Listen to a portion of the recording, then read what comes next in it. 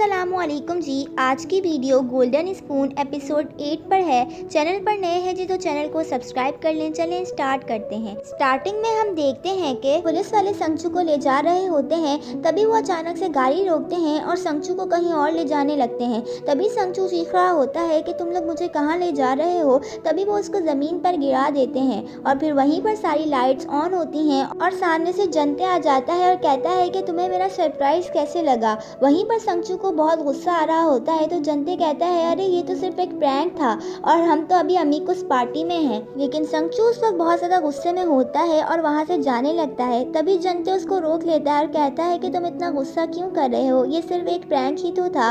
और तभी वो उसको एक ड्रिंक ऑफर करता है। संगचू वो ड्रिंक जंते से लेकर पी लेता है और वहाँ से जाने लगता है। लेकिन वो बहुत ज़्यादा अनकॉन्शियस हो जाता है क्योंकि जंते ने ड्रिंक के अंदर कुछ ड्रग्स मिलाई हुई होती हैं। उसके बाद जंते संगचू से कहता है कि जल्दी से मुझे बताओ कि उस रात तुमने क्या किया था। तुम ड्रंक नहीं थे, तुम मुझे बताओ कि तुमने क्या किया था। तुम ही ने प्रेसिडेंट ना का मर्डर किया है ना। और ये सारी बातें यूजिन खड़ी होकर सुन रही होती है और उसे समझ में आ जाता है कि उस दिन होंग तायोंग ने सुसाइड करने के लिए कोशिश क्यों की थी।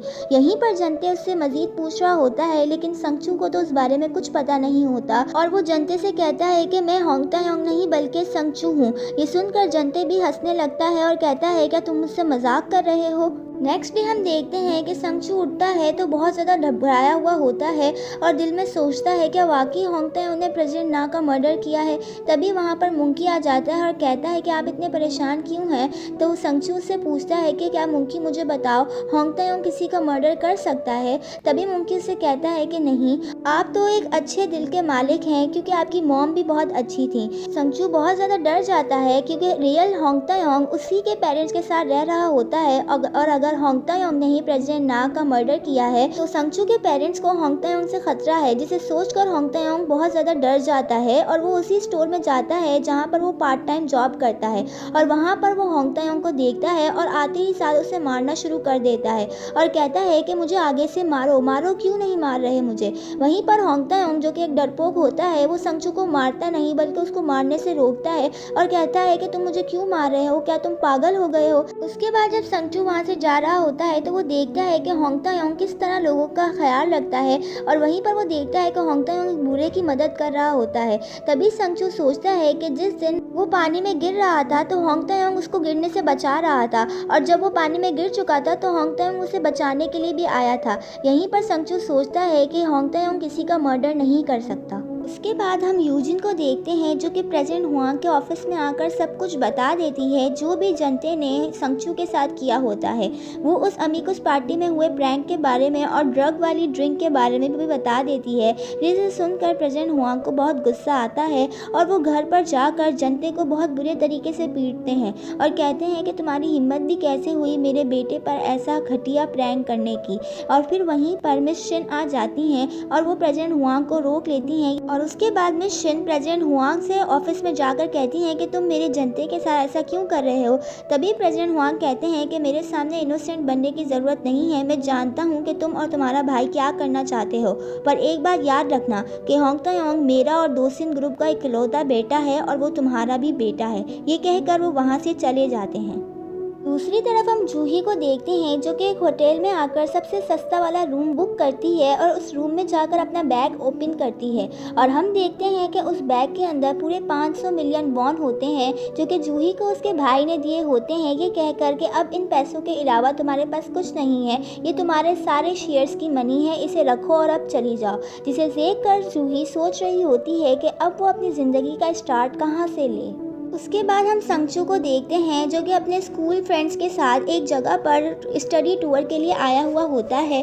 वहीं पर उसे एक लड़की मिलती है जो कि होंग तायोंग समझकर संगचू से बात करना शुरू करती है और कहती है क्या तुमने मुझे पहचाना, मैं कल की अमीकुस पार्टी में आई थी, मैं मिस्टर स्माइल की क्लोज फ्रेंड हूँ। तभी संगचू कहता है कि मिस्टर स्माइल कौन। तो वो लड़की बताती है क्या तुम नहीं जानते, मिस्टर स्माइल तो जनते का ही निकनेम है। उसके बाद संगचू को वहाँ पर यूजिन भी मिलती है जो कि संगचू को बताती है कि मुझे पता चल गया है कि होंग तायोंग ने उस दिन खुदकुशी करने की कोशिश क्यों की थी।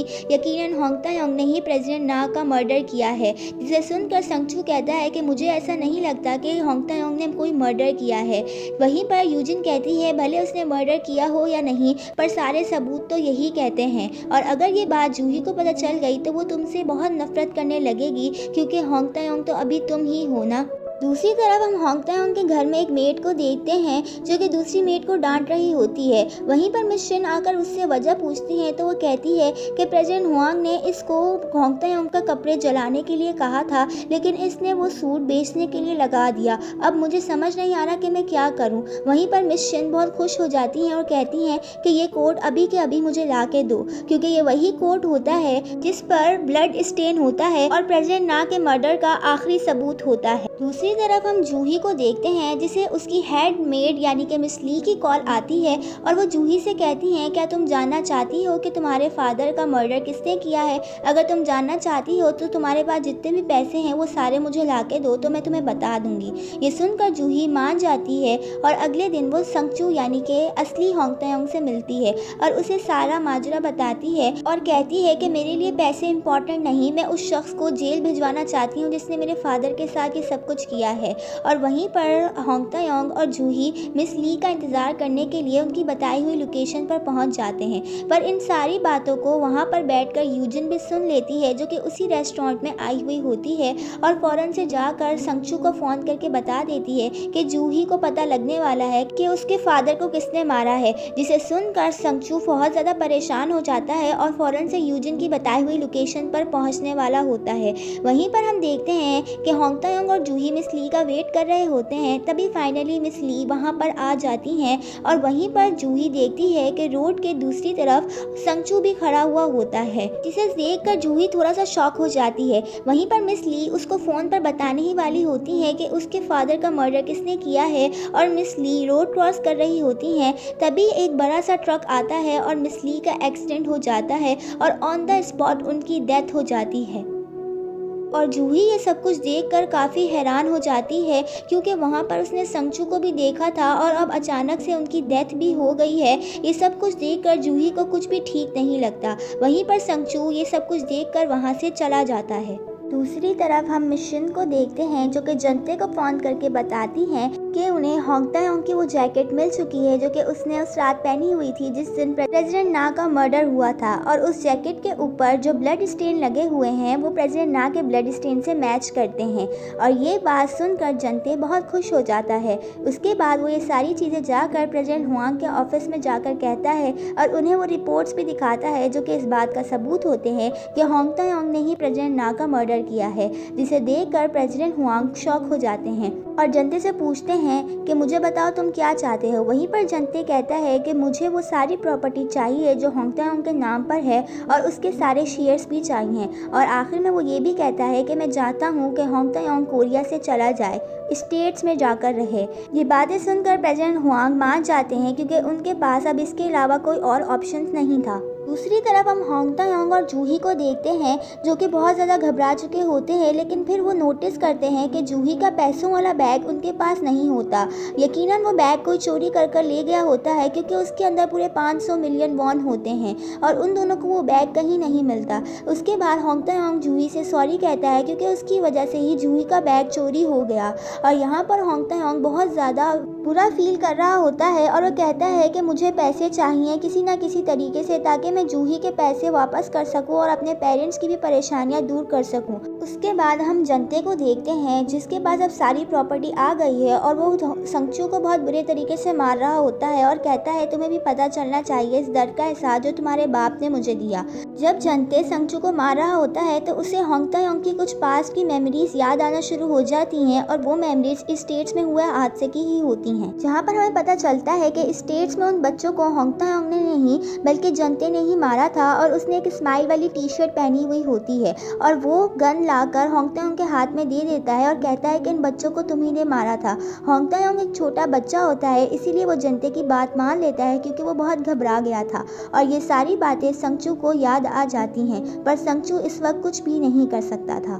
दूसरी तरफ हम यूजिन को देखते हैं जिसके पास जूही का पैसों वाला बैग होता है। दरअसल वो बैग यूजिन ने ही चोरी किया होता है और वो बैग लाकर एक बुरी औरत के सामने रख कर चली जाती है और दिल में सोचती है कि जूही तुम्हें भी पता चलना चाहिए कि आखिर गरीबी किसे कहते हैं। और जब वो बुरी औरत उस बैग को खोलती है तो उसमें इतने सारे पैसे देखकर उसके होश ही उड़ जाते हैं। वहीं पर हम प्रेसिडेंट हुआंग को देखते हैं जहां पर उन्होंने जनते से डील की हुई होती है और जनते ने उस डील के बदले में वो ब्लड स्टेन वाला कोट प्रेसिडेंट हुआंग को दे दिया होता है। पर वहीं पर फ़ौरन से संगचू आता है और प्रेसिडेंट हुआंग से पूछता है कि आपने मेरी सारी प्रॉपर्टी और शेयर्स जनते को क्यों दे दिए और आप मुझे वापस से यूएस क्यों भेजना चाहते हैं। तभी प्रेसिडेंट हुआंग को गुस्सा आ जाता है और वो संगचू से कहते हैं कि तुम वही करो जो तुम्हें करने के लिए कहा जा रहा है क्योंकि तुमने ऑलरेडी मेरा बहुत नुकसान कर दिया है। ये सुनकर संगचू बहुत अफसरदा होकर अपने रूम में आता है और जब सामान पैक कर रहा होता है तो उसे यूएस में हुए हादसे के कुछ कटिंग्स दिखाई देते हैं जो कि होंग तायोंग ने की हुई होती हैं। वहीं पर संगचू जनते को भी उन फोटोग्राफ्स में देखता है और यहाँ पर संगचू को जो भी मेमोरीज वापस आई हुई होती हैं अब वो सारी सच हो जाती हैं और संगचू को यकीन हो जाता है कि होंग तायोंग ने नहीं बल्कि जनते ने ही स्टेट्स में उन बच्चों को मारा था। उसके बाद संगचू प्रेसिडेंट हुआंग के फैसले के मुताबिक कोरिया छोड़ने का फैसला करता है क्योंकि इसके पास और कोई ऑप्शन नहीं होता।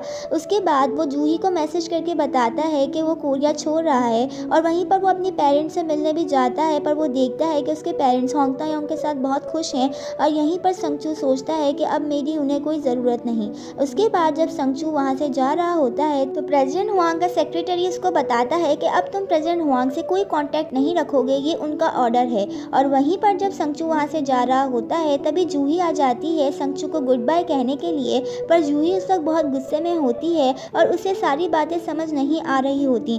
तभी वो संगचू जिसे वो होंग तायोंग समझ रही है उसे कहती है कि तुम ही ने मेरे पापा का मर्डर किया है ना, इसीलिए तुम्हारे फादर ने सारे सबूत मिटा दिए और जब मेरी मेड मिस ली मुझे बताने वाली थी तुमने उनको भी मरवा दिया। मैंने देखा था तुम वहीं पर मौजूद थे और अब जब सब कुछ सामने आने वाला है तो तुम कोरिया छोड़कर जा रहे हो ताकि तुम पर कोई इल्ज़ाम ना आए। मैं जानती हूँ ये तुम्ही ने किया है। वहीं पर संगचू हैरान रह जाता है पर वो जूही को नहीं बता पाता कि ये सब कुछ तो असल में उसने किया ही नहीं है।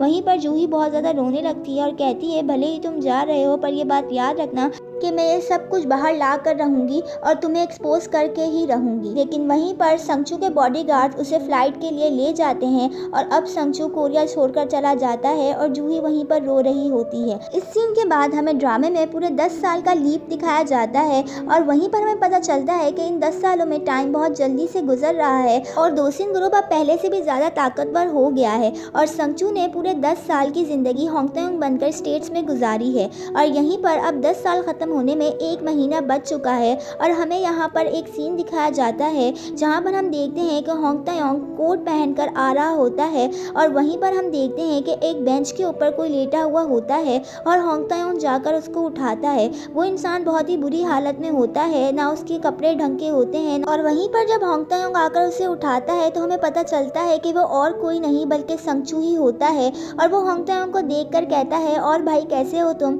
और यहीं पर इस एपिसोड का एंड हो जाता है। अब हमें नहीं पता होता कि संगचू संगचू है या होंग तायोंग और होंग तायोंग है या संगचू, ये दोनों स्विच हुए हैं या नहीं हमें नहीं पता होता। पर यहीं पर इस एपिसोड का एंड हो जाता है। वीडियो अच्छी लगी हो तो चैनल को सब्सक्राइब कर दीजिए, लाइक कर दीजिए, शेयर कर दीजिए एंड कमेंट कर दीजिए। Thank you so much. अल्लाह हाफिज़।